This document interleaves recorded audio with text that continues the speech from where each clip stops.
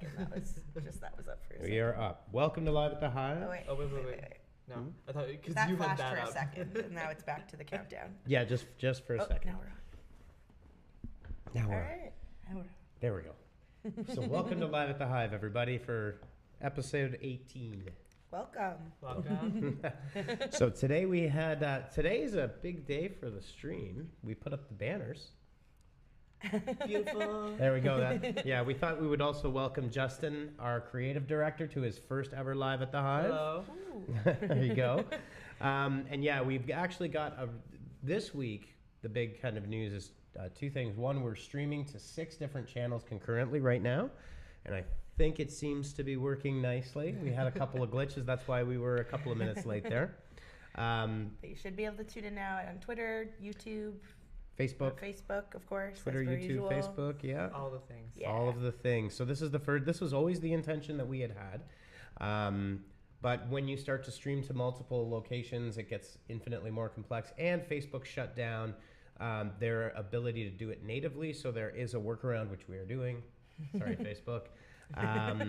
But yes, we are now live. And so today...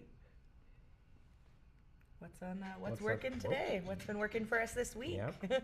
Is like we're gonna dive right in. Like Dan said, it's been a really great week. A lot of great great campaigns were launched this week. A lot of great work's gone into, particularly email automation and email programs in particular is one of the things we wanted to touch on. We kind of briefly discussed it last week when we were discussing remarketing and multiple touch points and how to continue talking to your audience at multiple times during their day and during your sales cycle. And email marketing is one of the best ways to do that. Particularly, we've been doing some webinar support programs for many of our clients, and that's a very typical instance in which you'll use email automation to support the program. But it basically just allows you to do some of the most basic things in marketing that are essential, and that's customization, so that you're not sending the exact same email message to your entire list every single time. And it also helps to speak to people at different levels of intent. So if you've sent, for example, a webinar invite to people to a list of, say, 10,000, and 6,000 of those people didn't even open the email, you don't really want to continue speaking to those people in the same way you would to those who registered or opened and looked at it, things like that. So Yeah, that's right. Yeah. So part of this today, what we're going to do is also something super fancy, which should work well. So yes, we do a lot of webinar marketing and promo, a lot of e-commerce as well. And I think the same rules always apply, which is target, segment, and resend. Because quite often what we will see is one email going out and then maybe one reminder and then one thank you. And really what happens from a marketing perspective is a lot is being left on the table and you're not learning more about the leads that you've got, and you're only delivering one message which may or may not apply. So it is development of a funnel, and in this particular case, this is what we would call a basic funnel, although some people might disagree when we have a look at this. So this is kind of cool. this is a tool that we love to use called Lucidchart. Yeah. If you do any sort of funnel development, website development, even any sort of marketing strategy work, this is an amazing tool. Drag and drop, very simple, and very great for client communications as well, because obviously it's very easy to kind of visually see the funnel and the strategy as opposed to having a lot of jargon and things like that thrown at you. Yeah. So yeah, so now you can, what we've got up on the screen here, and now we can just, you're not visible, so it's all audio right now. So no idea what we're kinda doing fancy. now. Yeah. This is new, right? Were you expecting this? No? yeah, we you talked were about it. We expecting bandied it about. It's always a surprise. So here what we have is a typical funnel that we would develop out of for a client and for a program. This one is a webinar promotions email marketing funnel, and there's a couple of interesting things that happen over here.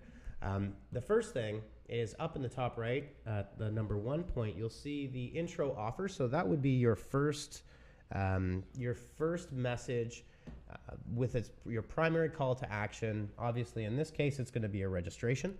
Yeah, and while we are using this as a webinar example, it can be applied to, your intro offer could be, perhaps a discount on, an item that you have as well, or, an event that you're hosting that's a live event, kind of insert CTA here, your call to action. Yeah, absolutely. This works for webinars, training programs, it works for e-commerce.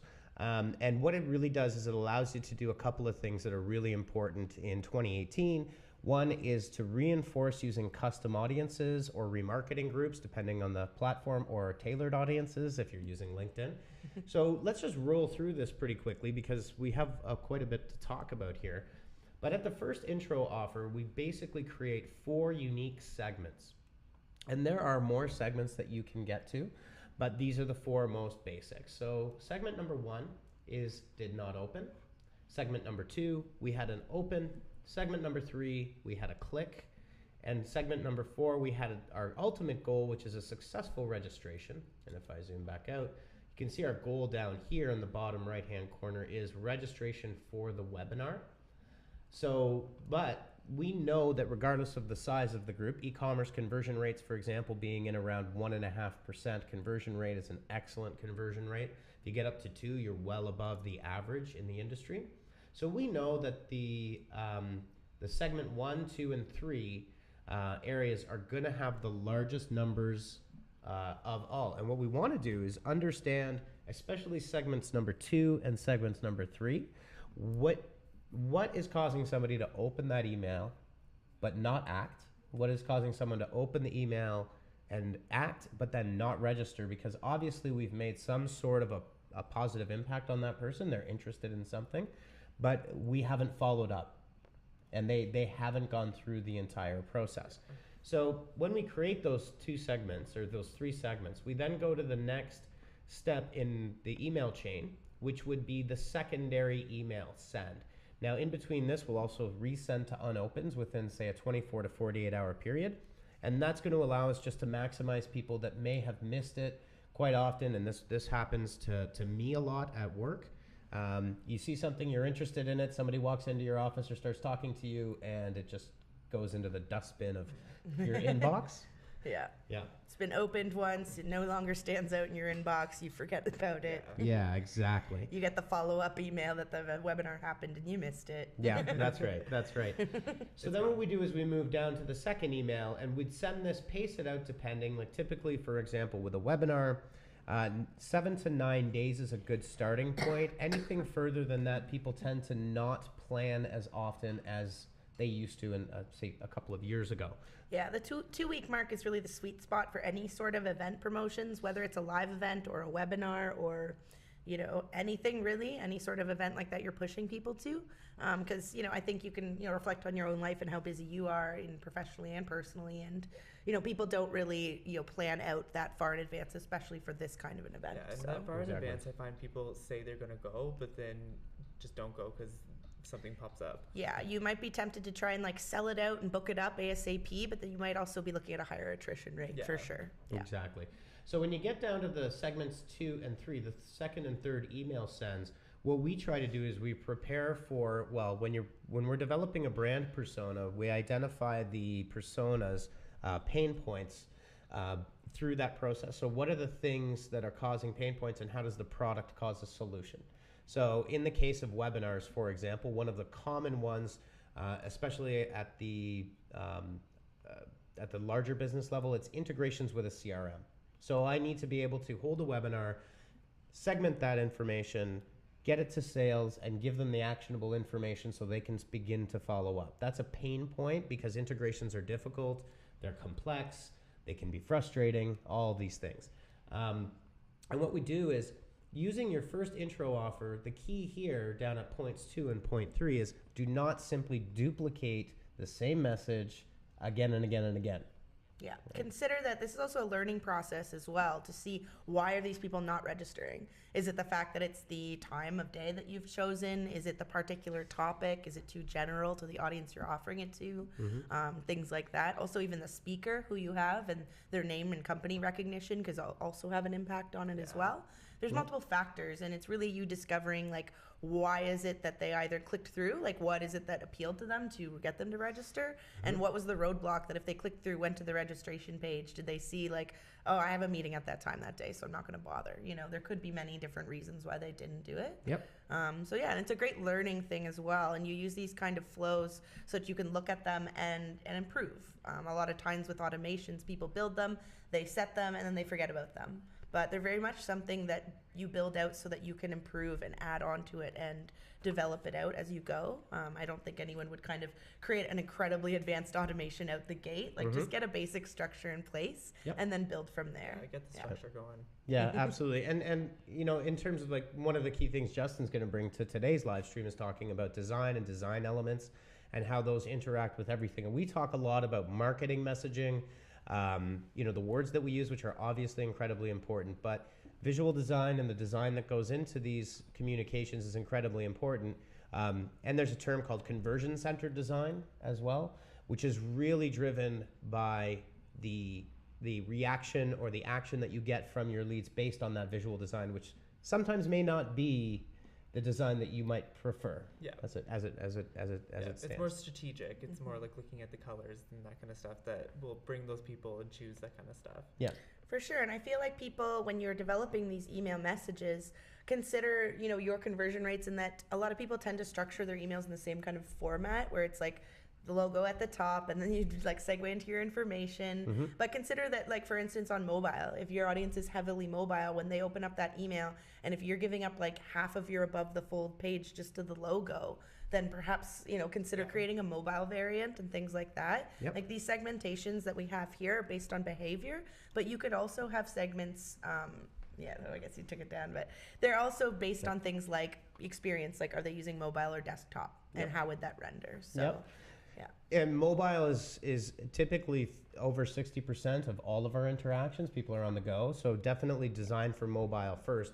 When you get down again to points 2 and 3 here, when we're using a unique pain point and solution, we're really actually stacking the conversation for the S2, the opens, and the clicks audience, the people that have interacted. So this particular funnel, which is quite simple, we would actually break out the S2 and S3 with a different message than for people that did not open. And that will help kind of continue, so creating that narrative that moves people through this funnel, whether they did or they didn't. And so you're kind of consistently rebuilding the story, especially, again, someone that opens has read your message, they just haven't acted on it. So you have another opportunity to kind of make the stronger case to see if you can get something in there. So just moving through this funnel, and as you can see, there's another kind of important part about this funnel here on the right-hand side. I'll get better with annotations in the future, but being able to draw things on the screen.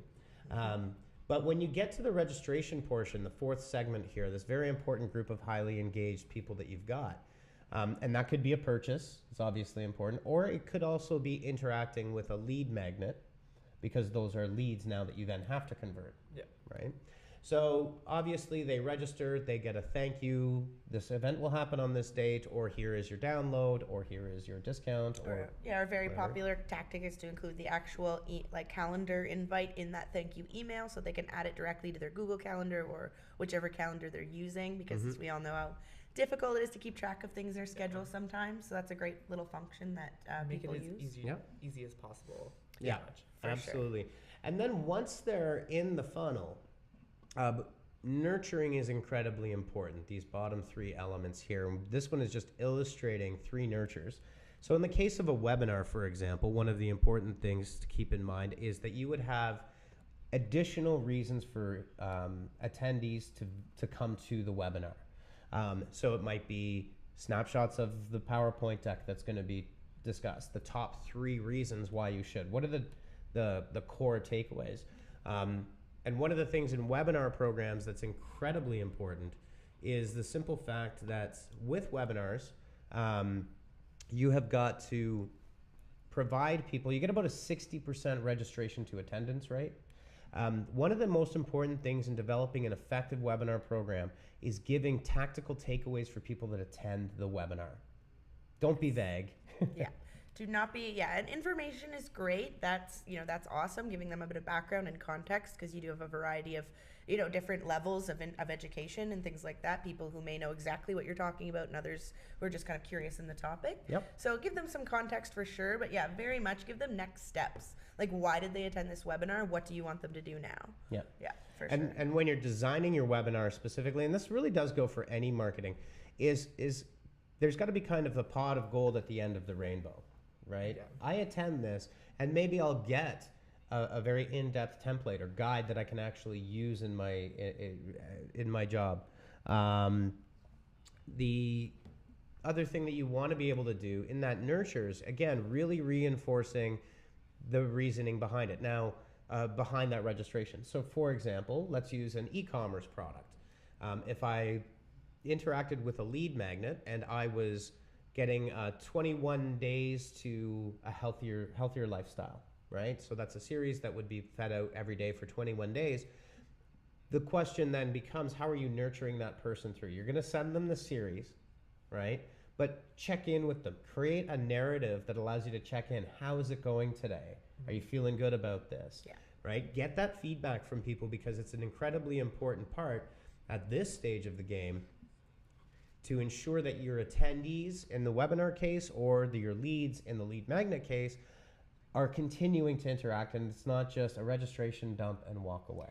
Yeah, to that point, it's really just make sure that the webinar, your strategy, is one piece of a larger picture.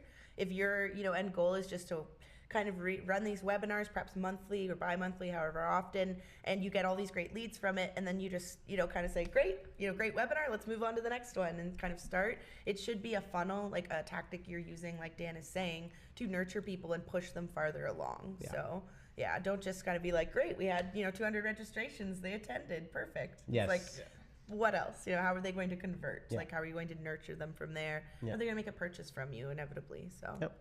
So in that nurture side, that incredibly important part, is we get down here to the bottom of the promotional funnel, as it were. These segment 2 and segment 3 opens and click audiences will increase, obviously, every single time that you send a communication. And what we do with those segments are two things. Number one, as you can see here, and this is very important in the world of the webinar, for example, but in the last year, on-demand webinars have pretty much eclipsed the popularity of live webinars for a bunch of reasons. One is that webinars have become more popular, and they've kind of been a bedrock of digital marketing in terms of B2B, informational sales, engaging with audiences, especially when they're in close to the purchase point. But the thing is that with so many webinars happening at 3 o'clock, 5 o'clock, 2 o'clock, 1 o'clock, it can be very difficult to gain attendees. You may actually have quite a few people that want to attend, but simply can't do it from a scheduling perspective. Yeah, so just for those of you who don't know, a live webinar would be run live in the moment and would not be available. You have to attend right then and there. But an on-demand webinar is similarly, it's typically recorded and played, yes, at a specific time, but then available to all attendees.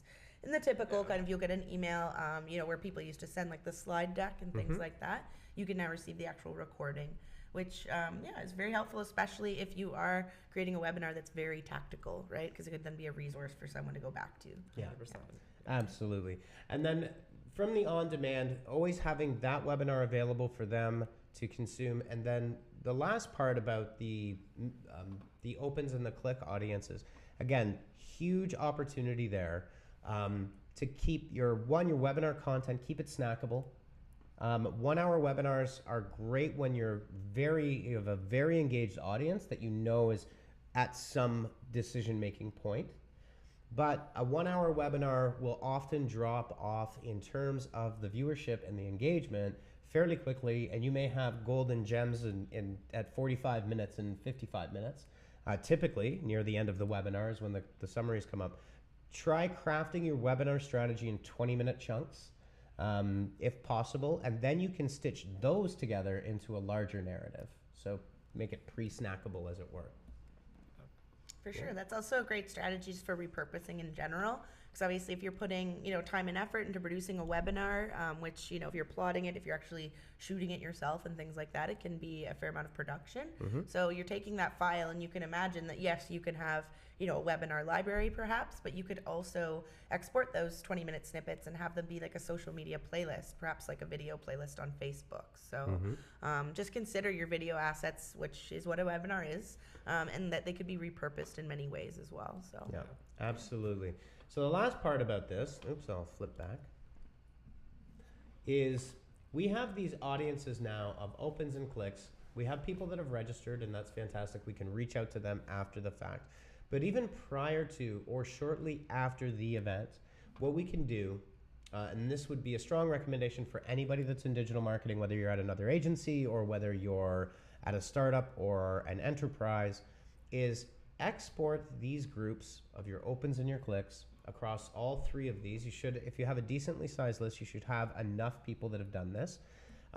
You can go to LinkedIn, you can go to Facebook, and obviously you can go to Google AdWords. Create a remarketing audience, and just as an example, on one program that we're working right now, these individuals are going into a tailored audience on LinkedIn, one, to get additional calls to action before and immediately after for the on-demand asset. So don't leave them just because they didn't show up or just because they didn't register for it does not necessarily mean you can infer that they weren't interested. Or that their information isn't valuable as well. They're technically still, they're qualified enough that they click through even though they did not register. And like Dan's saying, they could be used as an asset to create custom audiences and lookalike audiences as well, so that you can find other people who are equally qualified. Yeah, that's right. Yeah. And then the last portion of it, for both people that attended your webinar and people that were supposed to attend but didn't make it, is LinkedIn in-mail campaigns, which are extremely annoying if done improperly. I've been discussing this in the office. Yes. In-mail, do you hate it or do you love it? Well, that would be an interesting series of comments. However, used properly, in-mail can actually show that you cared about whether that person attended that event. Did they get anything out of it? It's a personal one-to-one touch. Certainly not advocating sending to our segment 1 up here, the did not opens. We definitely want to, we don't want to just reach out to people that didn't express any interest. It really is for the smaller portions of the funnel, for the people that did interact, and really helping to complete that narrative. And I think from a webinar perspective and just from a funnel perspective, the reason we develop these funnels is because, as an example, when you go to a car lot and you're going to buy a car, you could ask that salesperson if there's ever a point in that conversation where they didn't know what they were going to say next. And the answer 100% of the time will be absolutely not. I know the next step to try to get that person to purchase that vehicle. This is the exact same thing. We're mapping out the exact narrative, covering as many bases as possible. So there's never a point, and it's incredible how often we would see this, and we do see this, is an email campaign goes out with very little thought to what's supposed to happen after. What happens if someone acts on it? Have we got the series of communications after that fact? Yeah. Right? Yeah, it's a very common sales tactic for anyone who's like directly in sales and things like that. And I actually used to have to do it at a previous job, in that you actually list out all potential questions that could be asked and all potential pain points, basically roadblocks, reasons to say no, and what your response would be, so that yes, off the cuff you are just rhyming these out to people, and to speak to different types of people as well. Like, I think if you've know anything about sales, everyone knows there are different sales personalities and things like that, and different people need different types of reassurances in order to be able to make that commitment. So it's definitely part of kind of, if you are doing a campaign like this, that should be kind of in the strategic communication development portion of it before you get into the kind of nitty-gritty of actually creating it. It's part of your communication strategy. Absolutely. Sure. Okay, well, I think that kind of does a wrap on the webinar funnel side of things. So if you've got any questions, just throw them into the comments. I do not have the rest of our agenda. We have agenda in front of me. So we're still talking about what's working this week. Another thing that specifically we've been discussing with some local companies this week, but also just kind of a real ongoing thing that Justin and I, specifically on the content creation side, do very often, is the blend of your traditional and digital resources in your marketing. So very often, although we are predominantly a digital agency, we still do all sorts of traditional marketing and sales assets and things like that as well. Traditional's not entirely dead yet. It's done. As Dan said a couple episodes ago, it's really like digital marketing is kind of almost a misnomer now. It's like it's all marketing. Yeah. Digital and traditional are linked intrinsically. They are not two separate beasts. Most agencies are, if they were traditional, have added digital elements and things like that. So very much just marketing in general. And that's part of what we do, is that we help people blend. So sometimes we'll have companies that are in more traditional industries and things like that come to us, typically in the B2B space. And they will say, like, we have amazing assets and we go to conferences and, we have this great team built up internally, but their digital presence is, basically a website or potentially a LinkedIn group kind of a thing. So they're aware they should be doing it. I think in this day and age, most business owners know that you can't afford to ignore your digital presence. But it's a learning curve. When you're a business owner and your core service, you don't know what SEO is really per se, or the depth of it, or how it could impact your actual ROI and your business structure. So that's kind of where we come in. And Justin and all of the team, really, but Justin and I usually start out by going through the litany of assets that they typically have, a heap of PDFs, and we go through and do content repurposing.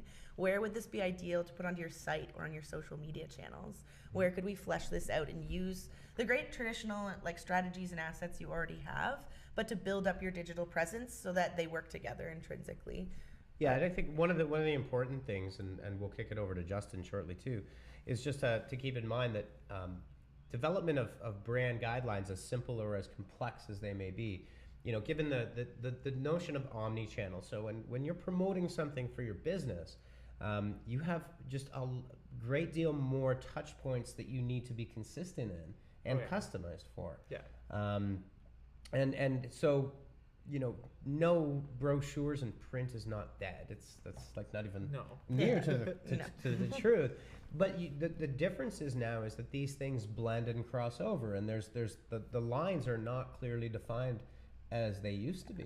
And a very typical example of this would be perhaps, Justin develops a magazine graphic for someone, an ad that they're running, and it leads to a landing page that's part of a digital campaign. And perhaps that physical ad is just one of the many ad placements we have that's directing towards that. So it's very much combined. And when it comes to brand guidelines for stuff like that, you want to make sure that it all looks really consistent, because if you go to something else and it looks like something completely different, then you're gonna be like, is this even the same company? Is this even like the same kind of thing I've been looking at from the ad in the magazine? So you want things to be as consistent as possible. So that's when we make digital and print brand guidelines and color codes and stuff, so that everything does stay as consistent as possible, so that people can pay more attention to it. Yeah, for sure. And Justin will develop it down to what color you use when you have a button or a call to action, down to that kind of a granular detail. And it allows to build that kind of brand recognition, like Justin's saying. Those huge companies don't have, everyone in the world recognizing their logo at a second, because they don't have brand, incredibly specific brand guidelines. That's the kind of recognition everyone wants, with your ads specifically as well. And yes, to the ad you perhaps read in the magazine, to the landing page you go to the email you then receive, it should all look very much professionally branded from that company. It should look as consistent as possible, because if you go to that Facebook, you go to that Twitter, and they look completely different, you're noticing that they don't pay attention to their customers as much as you want them to. And it makes a huge difference in the customer experience to be like, do they even care? You want to show that you care, right? Yes. Yeah, and the most unfortunate thing is when we come across a company's created a Facebook page because they're I need to be on Facebook, but they haven't put the same amount of effort into it than they would their other traditional assets and things like that.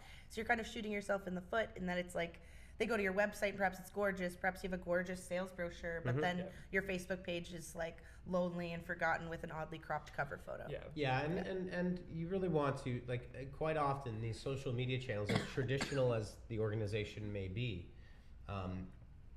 Facebook, Twitter, are the front lines. I mean, in many ways they can act even as customer service in quite a few cases. People still they still go straight to the Facebook page or Twitter. Why don't they have a Facebook? People always question that kind of stuff, right? Yeah. So you want to make sure that it's there and it looks clean and it's looks consistent as possible. Yeah, and that you care. As Gary Vaynerchuk would say, probably with an expletive, is that you give a, you know, and people know that, and it's a very real, true point. Is people are savvy, and this is where the omni-channel kind of conversation comes in. So when we do brand guidelines as well, we don't just stop at color sets, and we use calls to action, terminologies.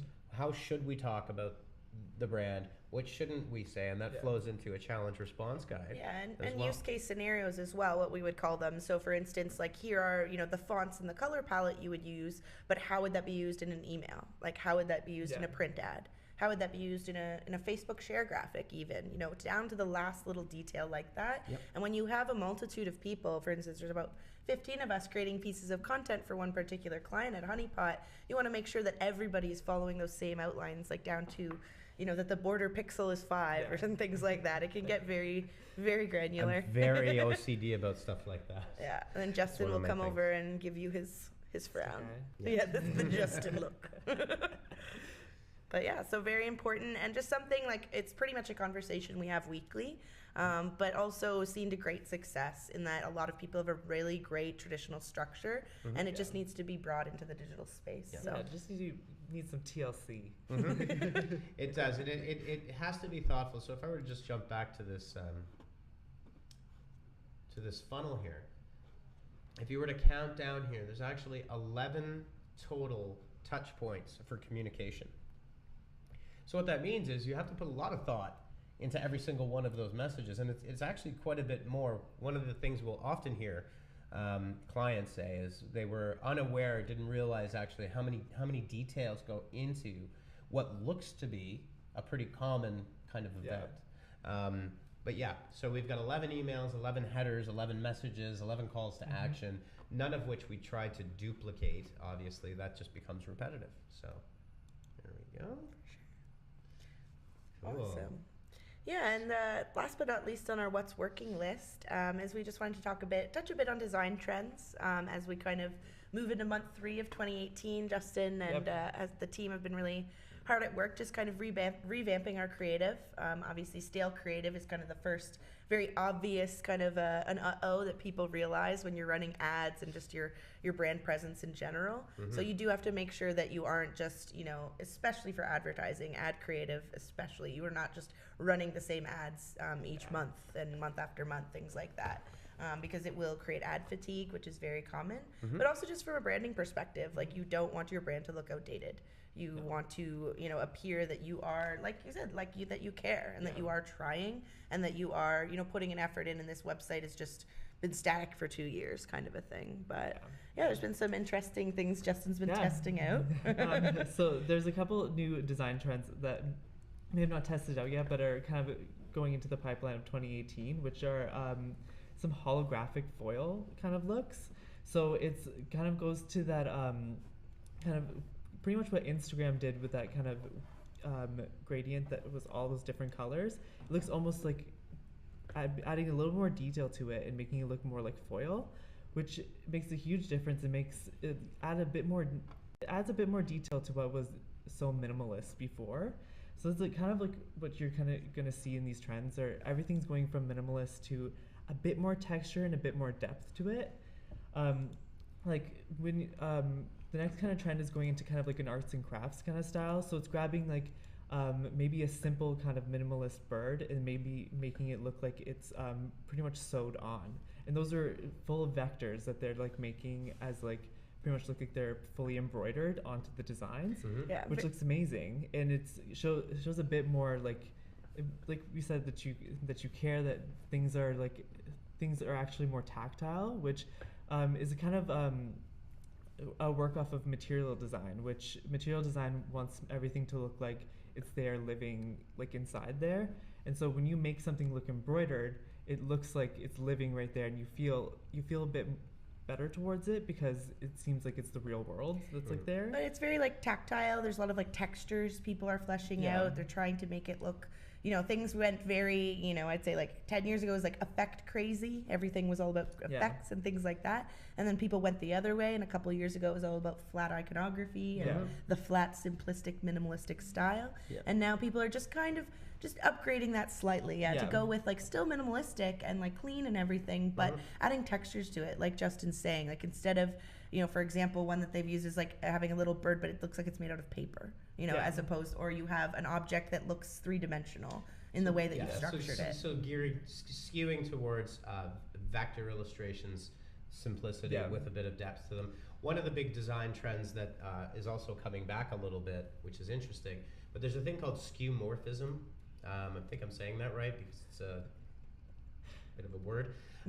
If you remember, back, Steve Jobs was a huge fan of skeuomorphism, which was when you had iBooks on your iPhone or whatever, there was an actual bookcase.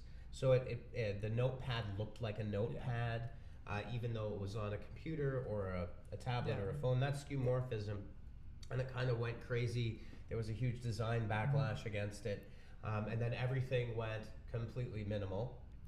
Right, for quite a long time, and then to your point, Justin, about material design, which is Google's a fairly massive brand and interaction redesign for every Google product in the world.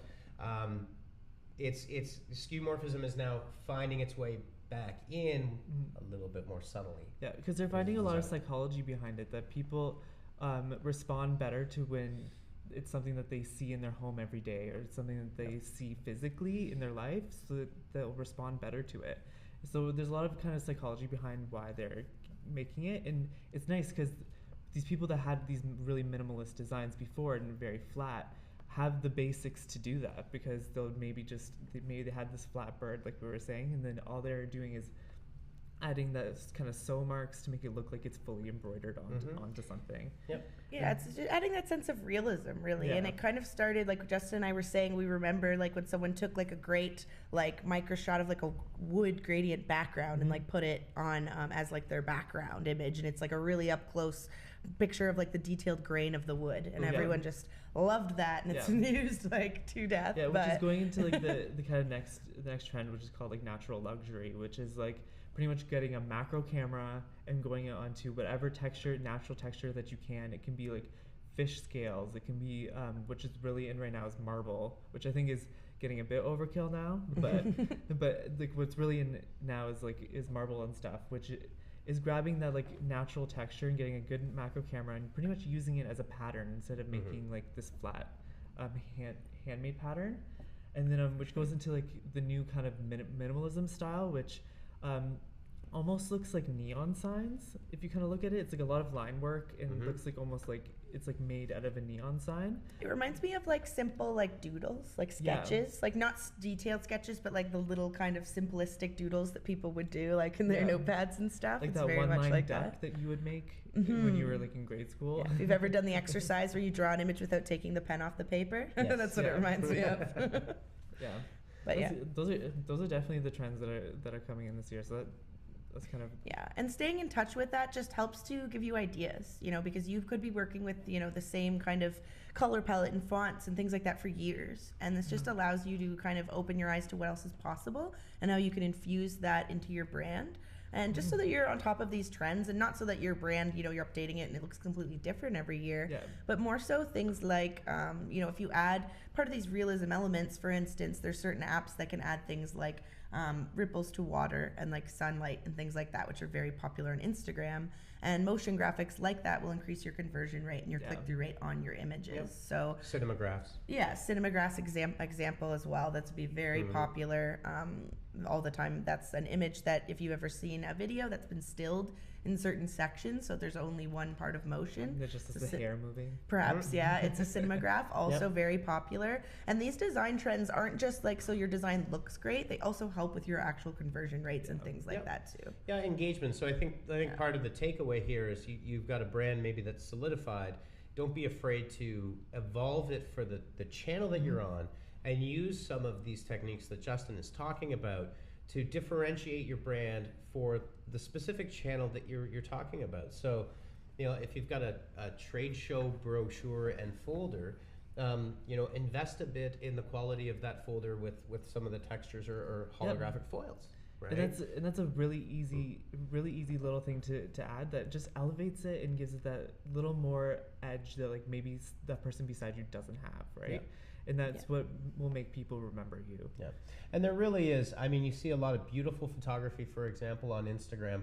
I was actually reading a great Medium article that I'll post up from strictly a web UX designer, and is it making a great point that all websites now look the same, and it's actually true.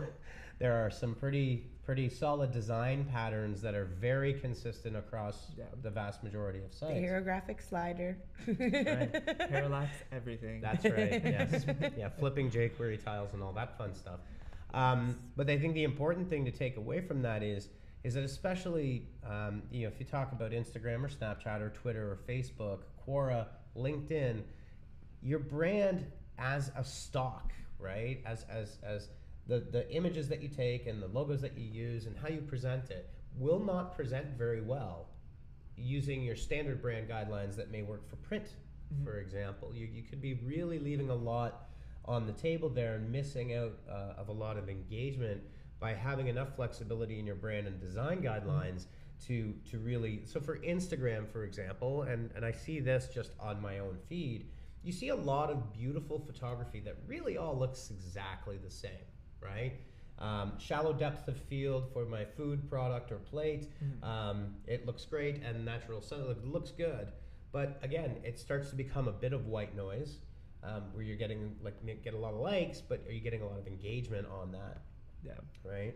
Which one kind of tip I would say for like print versus digital is print, when you're designing for it, you have to really think of something that's more timeless, because when you are printing something that's going to last a bit longer. So if it's something that's a bit outdated, people are just going to kind of throw it out. Where if it's designed more timelessly, maybe more simplistic, it's better. Where digital, you can be a bit more adventurous because you can change it in that split second if it's not working, right? So you can be more a bit adventurous with your digital, but keep the print a bit more timeless, a bit more clean, because that will last longer and be better for that you're handing it out. People do hold on to prints. For sure. And like a quarterly magazine, for example, not all print happens, at a high frequency, like a daily newspaper. There are many different like industry specific print magazines, things like that, publishers that are very great because they're the targeting of them, because they're industry specific, but they are probably not releasing them every month. They're probably annual or quarterly or things like that. So definitely. Absolutely. So now, do you guys want to go through the landing page, or what are we going to do? There's a roundtable. We were going to do going to do a what's new. I know we kind of went long with what's working this week, but everything's working. That's not a bad thing. I'm just kidding. It's awesome when everything we touch turns to gold. Bam. Oh my. Holographic foil. Everything Justin touches. It's now all holographic. All right, so we're on to what's new. Yeah, so what's new this week? Obviously, we've got our ears open and we're listening for all those many changes that happen, so we can let you guys know what you should be looking out for. One thing we were talking about was Reddit. A lot of people, Adweek and others, have been talking about the new Reddit rollout this week. Reddit's kind of brought attention to the fact that its mobile apps are now the most popular way for people to access Reddit. It's no longer desktop, which should not be a surprise to any marketer at all. But yeah, they've also rolled out native ads to it then, so that you can actually natively advertise on the Reddit apps themselves. So instead of just running your desktop, we've ran many different ad campaigns and things like that through Reddit before. Now there's kind of a new placement for you, basically, is what they're rolling out. And considering that I assume Reddit's like divide of mobile versus desktop traffic is very, very high. I don't know. Yeah, there used to be. So I'm a pretty heavy Reddit user, just personally. So there used to be a mobile app called Blue Alien, and that's what you would use. It was actually a third-party app that was developed by an independent developer, and that's all that existed to get into Reddit. They did that. And then Reddit, about a year ago, just a little bit over a year ago, released the first versions of the Reddit app, and it was actually, if you've been to Reddit lately, it has its design. It's an older design, and it's also heavily customizable by subredditors. But the mobile app has really accelerated very quickly in the last year. The point to which I find myself, also using it a lot more just for convenience sake, because it's with you whenever you want, right? Yeah. So yeah, I think there's a bunch of reasons why. I think the thing with Reddit is double-edged sword. If you're a brand, be careful on Reddit. It is not the channel. It's not like AdWords or anything else. Yeah, It's not like AdWords and other things like that. Like AdWords, I believe there's a place for every company on AdWords, and that could work as a channel for anybody in any industry. Reddit is definitely not that. We're not. It's a great new opportunity and definitely something you should consider. Like, should I be advertising on Reddit? And if you already are advertising on it, then it's just kind of a natural step to add the mobile placement. But not every company should be using Reddit. Reddit is like known as the epitome of the trolls in marketing, and having, first, no offense, like obviously, no, we don't mean it in a bad way. It's just that Reddit has developed such a genuine community, which is a great thing to Reddit's to Reddit's favor. In that they give their users full license to report people who are not using it genuinely, like who are not, if you're just, it can't be used like other advertising platforms are with like a direct hard sale. It needs to be used with its own kind of custom strategy. And like I said, industry specific. Definitely only a place like someone's very natural, like if you're a publisher or if you're in the gaming space, it's kind of a no-brainer. But if you are looking at testing Reddit, consider very closely kind of the strategy you're using. It's really more of a community builder than anything. If you're looking to run like an e-commerce like sales ad on Reddit, I would say no. E-commerce would not work. It really depends on what it is, and I think a couple of key things to keep in mind about Reddit are, one, you have to engage with a Redditor. So Redditors are people that run subreddits, and they are completely independent of Reddit, the organization. They don't have to do, that's one of the interesting things about Reddit is their community guidelines are quite often in the hands. There are obviously terms of service, but the Reddit, how a subreddit is used is up to the admins and the subredditors that exist. Therefore, if you're trying to run a native ad campaign on a specific type of subreddit that gets a lot of attention, Animals Being Bros, as an example, is a very popular subreddit. Right? Okay. And it's a great dance personal interests. That's right. Animals being bros. Animals being, it's like, when a puppy and a kitten have their arms around her and each other and stuff like that, animated gets. But I have seen actual advertising on that specific subreddit for cat food and dog food and different types of animal products. Now the thing is if you're Whiskas, you can't just take your 300 by 250 and slap it up there and hope it's going to do well. You've got to turn it into a meme, talk to the community, be part of that community in order for that to even be allowed to be displayed, because the subredditor has the ability to say, no, I don't want it here. And they definitely don't want it to look like an ad, a commodity. They don't want their subreddit. They take very strong ownership. They don't want their subreddit to look like CNN, for example, that has display advertising wherever, right? For sure. And if you're in, Courtney used the example of the gaming space, so Twitch and Mixer are very strong, obviously, on Reddit. They use their subreddits. So if you're on there and you're a brand or you're a community, it takes effort to build a subreddit of value that provides people on Reddit with something they cannot get anywhere else, right? That's what Twitch does, as an example. They get a monthly update from Twitch that has pre-release notes that Twitch does not put anywhere else. So that's one way. So you can't really just push something out onto Reddit and expect it to be successful. You've got to be community oriented. You've got to use the language that community uses. Quite often it means using memes or making fun of yourself or having a completely different tone. Right? Yeah, use Reddit authentically, or don't try it at all. Like if you don't have the honestly, if you don't have the resources to invest in developing it as a channel, then just don't, because it'll probably just if you're just going in tomorrow, creating a brand page and then launching an ad, and you have no presence on Reddit whatsoever, no connections with any moderators or anything, you're wasting your money, pretty much, in my opinion. But from a strategic perspective, yes, don't put an outright sale on there, but content marketing and content adjacent marketing is something that I would definitely recommend as a strategy. So like if you're advertising against a particular subreddit, and you have perhaps a top performing article on your blog that is directly to do with that topic, then use that as your ad with a lead capture element in the blog post, so that you have more of a kind of an indirect advertising campaign. And don't be like, the last point on Reddit before we move on is people will tell you their mind on Reddit, and they will be very blunt and sometimes very detailed about what their opinion is. That's a good way to word it. Yes. And one of the keys to successfully engaging on Reddit is to have the dialogue and have the conversation. Be open, be honest. You can't really use canned responses. That just infuriates people. So yeah, tread carefully with Reddit, but if you're gonna do it, just understand that it takes work to be successful as a brand on Reddit. It's just not a place that you cannot shamelessly self-promote. You will get caught, and you will get what's called shadow banned. And you won't even realize it. And you won't even realize it. Because it's shadow banned. That is very true. So anyway, some tips, but some really great opportunities. I've seen some really great advertising done really well that is completely unique to Reddit. And if you've got a product, a brand, or a service, then you can differentiate yourself and make yourself appeal to the Reddit community, it's a huge opportunity because it is a massive website. It's massive amounts of traffic, massive amounts of engagement.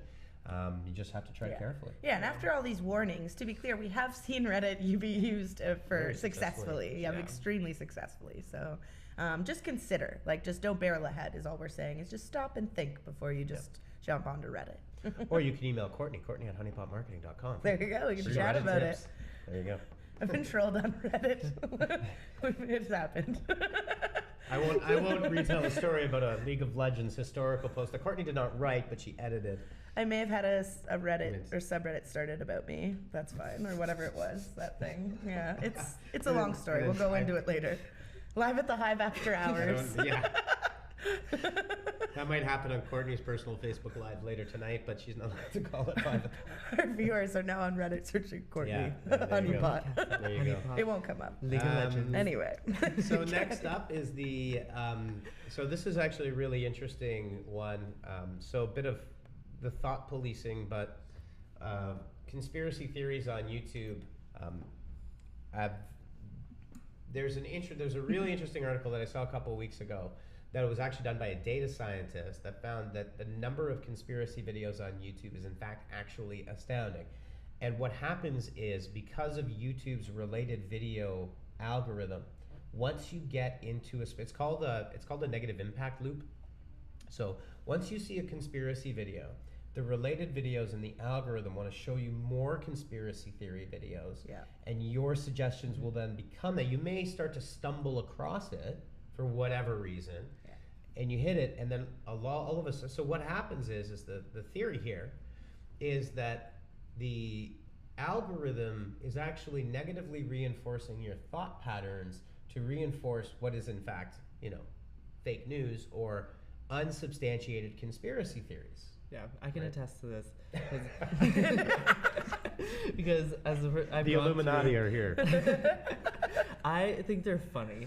So I watch them where it's like Hillary Clinton's a lizard, and I think you know what? It's true. I think it's 9% of the population in the United States believe that there are the lizard people. We will talk about it another time. But going through that, and then you watch one, and then it's pretty much everywhere on your suggested. And we've all been lost in a sea of YouTube weird videos before. And I can see how people that aren't watching it for comedy can be so influenced by that hole that it takes you down. Yeah. Now the interesting thing about this kind of negative feedback loop that has been created also incites creators. So I'm going to pull this article, but literally millions of dollars are being made consistently on conspiracy theory videos that brands were not aware that their advertising was pre-rolling, mid-rolling, or running on this. On Clinton is a lizard, and it's like some or Pizzagate or any brand. one of these crazy things. And the Grays. So then what that does is it incents the creators to create. And to be honest with you, I think there are some legitimate people that are investigative YouTubers for real. Like they actually go through that process. Yeah. There are a whole lot of creators on YouTube that are there. They don't care how they're going to make some AdSense money, and that's their goal, is to make money and revenue on AdSense. So if I know how to appeal to the algorithm because of conspiracy theories, and I know how to create a good hook, and I can get into the related videos queue because of my YouTube optimization, I can make a lot of money for fairly simple content that I don't have to substantiate. So this is what this whole data scientist article was about, is in fact the millions of dollars, and in a sense it's almost irresponsible how YouTube is one, reinforcing negativity on the user, and two, because necessarily, like if I were to say to you, you have two options. You can go to the gym or have a donut. Give your gym pass or donut. Yeah, and it's like 99% of the time someone's going to take the donut, right? So you know it's not good for you, but you'll probably bite. And that's what they're doing with this type of content, is you may not believe in it necessarily, but when you begin to click on it, the algorithm is saying, that shows that Justin is interested in, so I better show him more conspiracy theory, which then reinforces your potential to think that Hillary Clinton's a lizard. Yes. Now, the interesting thing is that the creators are doing this for revenue, and YouTube has to stop it. So, one of the solutions that they've come up with, and they've got a long way to go, I think, in terms of how. This is just a small update kind of this week that is one of probably many you can expect to see in this whole fake news clampdown across the board, whether it's Facebook, YouTube. They're all obviously trying to vet and bring more of the higher quality content to the forefront. But yes, this week, like to the point of this survey is that they've come out with these cues that come up when you're watching a conspiracy video that are linked to Wikipedia. Yeah. Yes. So it's to debunk.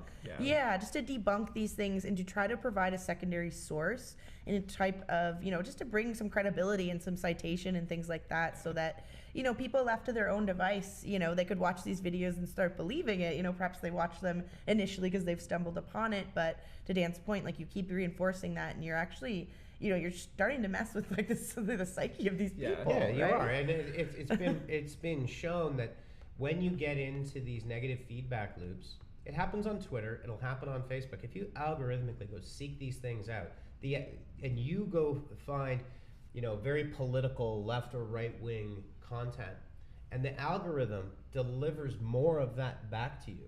If someone is leaning in that direction, they are then constantly reinforced by that same message, which then reinforces possible, like it may not have happened before.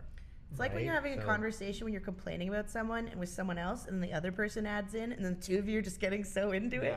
It's like you're just feeding off of each other. that is, yeah. It's kind of the normal, like, everyday equivalent of it, yeah. So from a content creation and just perspective on YouTube in terms of what's new, like they're trying to walk a line between censorship, which they are doing. I mean, it's kind of hard to say that you've got a private business that is used as a platform for content creators around the world to talk about politics or talk about opinions and talk about whatever it is that you want. And it's a real test of things like free speech and censorship, and how do you manage that, and what does that even mean? And how do you correct incorrect information or outright lies? So this Wikipedia linking is one way to citation and corroborate and provide a secondary opinion. Which Wikipedia itself is kind of like a free of speech, because anyone can go in and anyone can add their own input to it. So it kind of is like going against like community versus community, kind of debunking itself. Yeah. And I think just the importance is what you just said, is showing alternate opinions. If you're going to research a topic and try to become educated about a particular topic, whether it's a conspiracy theory or whatever it may be, you shouldn't just look into one perspective, right? You should, like, people do that, it's quite, you can't just see, this is what I think and I'm just going to go for it. Look at the whole picture and then make your decision. I think that's very much what they're trying to do. Yeah. Yep. They're not trying to say, like, don't believe in this conspiracy theory. Just consider all the options and get a real well-rounded, like, proper view of the situation. Yep. So, yeah. And you got to consider these aren't, like, these could be, like, children watching these videos too, right? Like, it's not like it's, an everyday adult. Like, it could be a 12-year-old watching this conspiracy video and not knowing any better, right? So now. Yeah. For sure. All right, so moving right along, since we're almost at 1 hour right now. We are. Yeah. Should we We just had the one other. We could segue right into our roundtable if you want. Sure. Let's do a couple minutes on Roundtable. Cool. Awesome. So yeah, we were talking about what we're going to do something a little different for our roundtable today.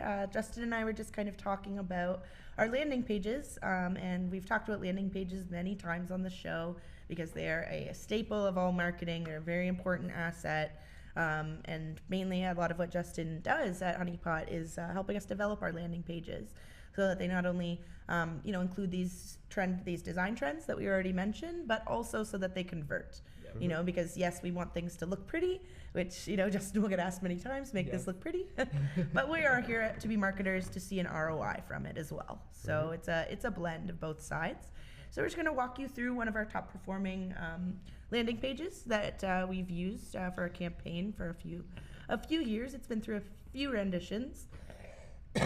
Excuse me, but it's a good example because it has a lot of the key elements of a landing page that can create high conversion. Yeah, so like really good practices. So if you're looking at the landing page, you can see that I already have CTAs above the fold. So, and that's really high up because God only knows how small the person's screen is. So I want to make sure that that pixel measurement is above the fold for everybody, and has the proper info and straightforward info for anybody. Now, with someone with a bigger screen, now you see right underneath a piece of the video, which will intrigue people because we know that video at this point is one of the highest converting pieces of content. Yes, the play button on a video is one of the highest converting visuals. Like that play button, the little white triangle, is actually one of the highest converting assets online in terms of click-through rates. So having a video on your page that's recent, that just to give a bit of background, this is an event page for a networking event locally, and very common campaign structure that people would use for an event. You have an event, whether it's online or physical, and you want to drive attendance to it. So how do you do that? We advertise on several different platforms. It's a very community-based thing because it's a networking event. So we do advertise on Instagram and Facebook and things like that, and also organically through email. But this is the landing page that everyone gets directed to from those many channels. There's also some print elements in there too. But yeah, so walking through this, we actually, in the first year launching this program, it increased their physical attendance at events by 25%, and it also grew their social media channels as well, and the conversion rates on them. So very much a practical outcome to this page. It's great that it's an RSVP, but there's also a couple other details in it as we walk you through that you'll notice. Yep, so if we keep scrolling through, one thing else you'll notice is there's CTAs everywhere. I make sure that you are able to sign up, you are able to get into that event